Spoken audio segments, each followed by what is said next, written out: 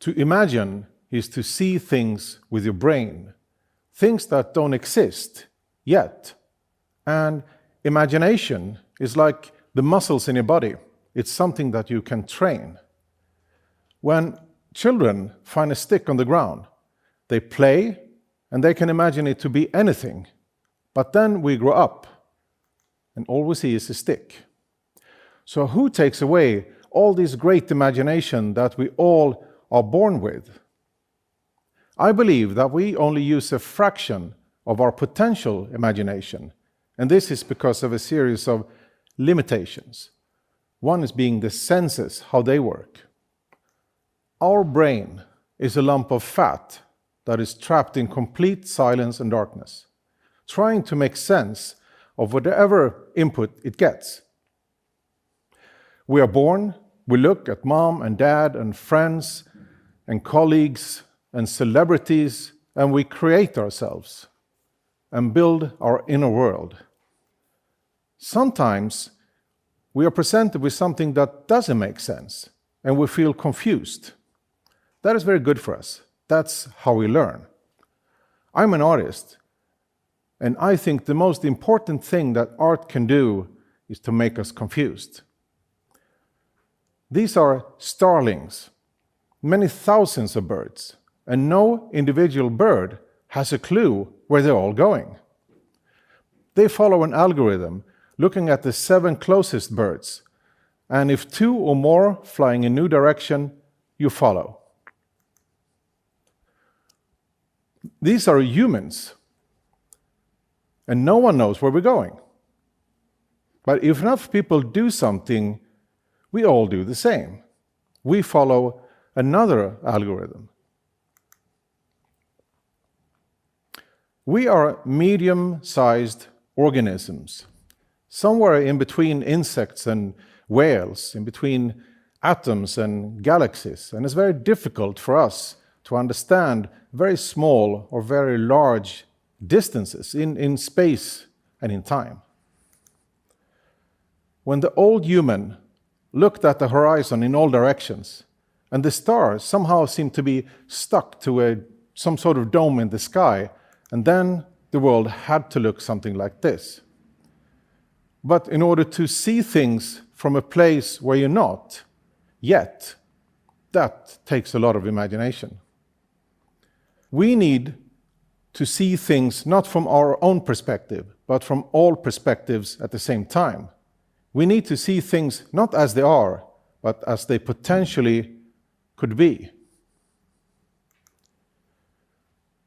I'm often impressed by human ingenuity and imagination, but more often I'm amazed how little imagination we humans seem to have. The house to the right was built in Stockholm maybe 10 years ago, and the one to the left is a residential building from ancient Rome that is 2,000 years old.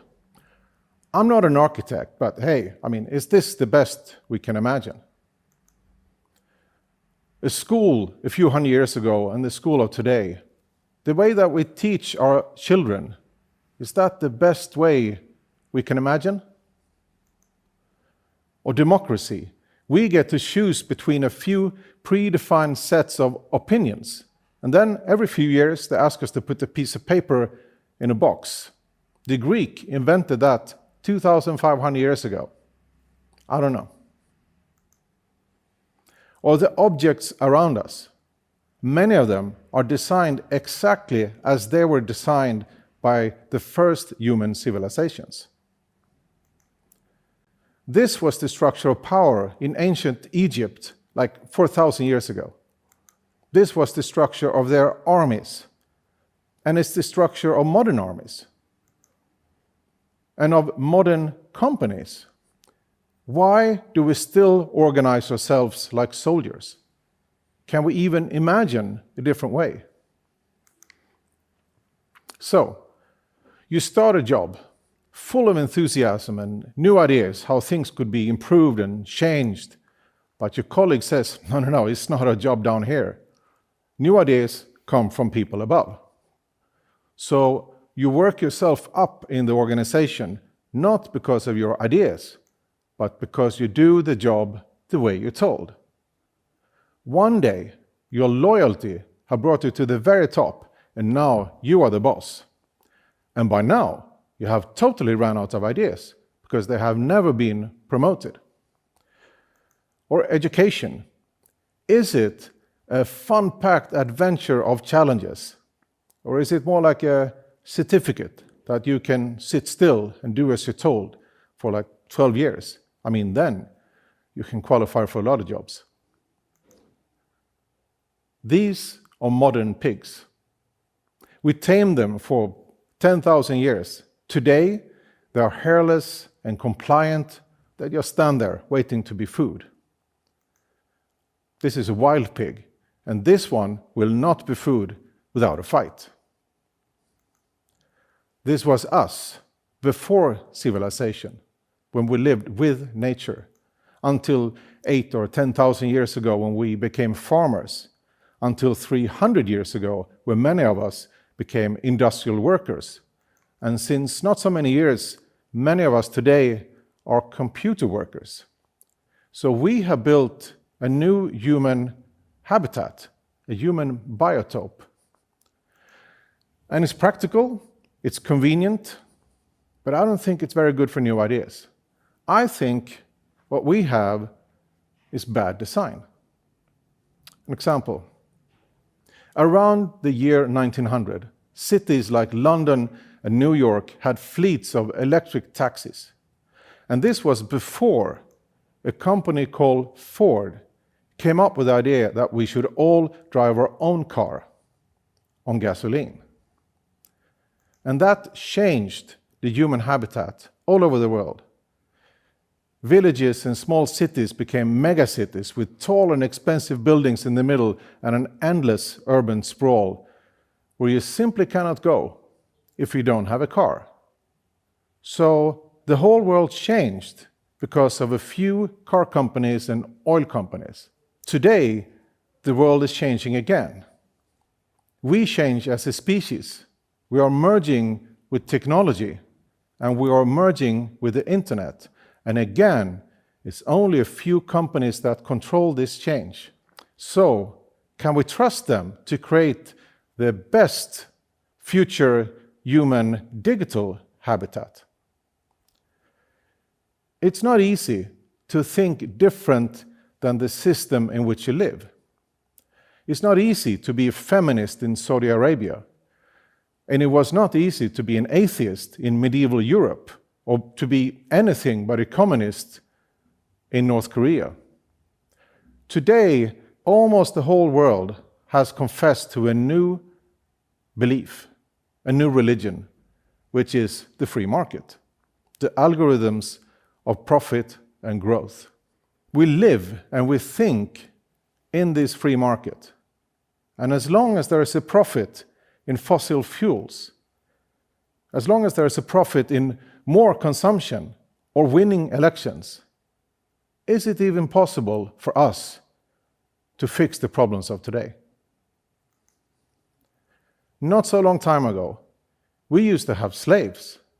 Women couldn't vote. And people, smart people said, well, this is as good as it gets.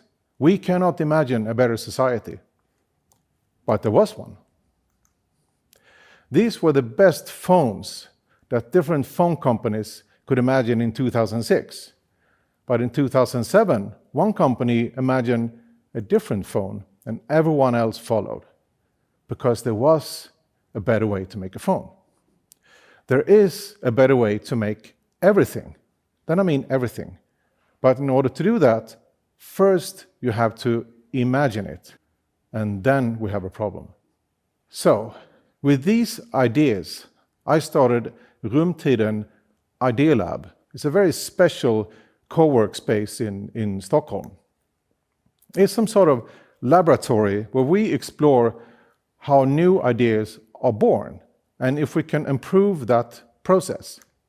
So we create innovation games and strategic board games that are designed so we can train our idea-making skills and our non-linear thinking.